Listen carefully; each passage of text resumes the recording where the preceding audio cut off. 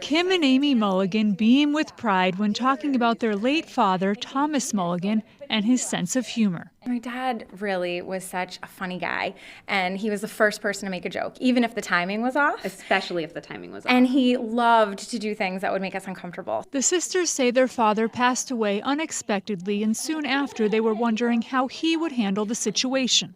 They decided to write a unique obituary in the Nashua Telegraph. I was thinking of jokes. I was thinking he would be telling me this joke, he'd be telling me that joke, because he'd be trying to crack a smile. It starts with writing about how he passed away in his recliner, as he had threatened to do for years. It goes on to joke about his kids being a pain and how he had no less than 5 unfinished projects at any time. The daughters mention his 20 years of work at Leahy Clinic, his love of inappropriate jokes, cigarette breaks, and his exceptional Secret Santa skills.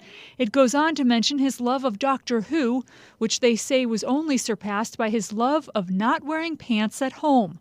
And it says Kim, who wrote the obituary, was his favorite daughter. Everybody loves it. There was a couple of objections to the favorite daughter part. The women say their dad would love the tribute. He would be so tickled that everybody is talking about him, and that his daughters made this happen. He would just think it was so funny. Services for Thomas Mulligan are Saturday at St. Luis de Gonzaga Church in Nashua, where there's no doubt more fond memories and jokes will be shared.